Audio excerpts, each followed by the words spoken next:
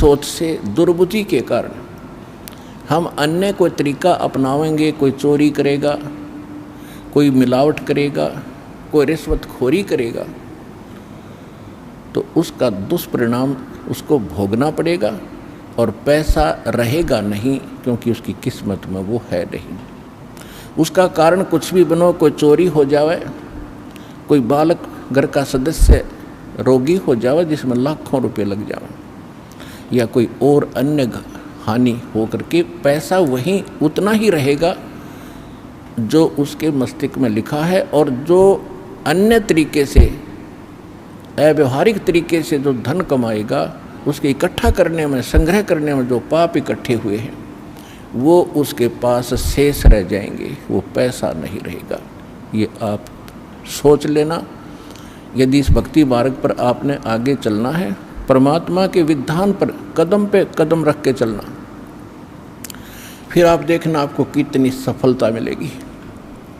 आपका घर सुखी, आपका शरीर सुखी, आपकी सर्व मनोकामना जो जायज होंगी, जो भगवान उचित समझेगा, वो सब पूर्ण होंगी। ये निश्चिंत होकर इस भक्ति पर लगे रहना। आज का जो समागम है ये परमात्मा के उस प्रगट दिवस के उपलक्ष्य में है,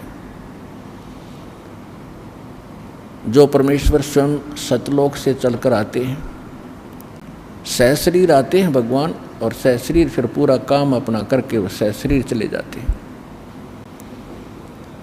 आज तक हमें कोई ये क्लियर करने वाला नहीं था, स्पष्ट नहीं कर पाया कि परमात्मा कौन है, कैसा है, कहाँ रहता है, उसके पाने की विधि क्या है, वो कैसे मिलता है, और जो विधि बताई जा रही है उसका प्रमाण कहाँ है कि उस साधना और विधि से किसी को वो स्थान प्राप्त हुआ हो जिसकी हमें आवश्यकता है। तो ये अभी तक बहुत बड़ी पहेली बनी हुई थी, तो अब परमात्मा ने स्वयं आकर ये सुलझाई है।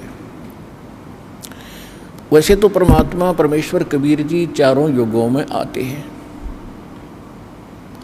सतयुग में सत सुकृत कह टेरा, त्रेता नाम मुनींदर मेरा, द्वापर में करुणा में कहाया,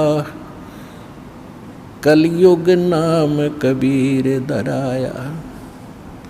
चारों युग में संत पुकारे, और कूक कहा हम हेल रे, हीरे माणक मोती बरसे, ये जग चुगता ढेल रे।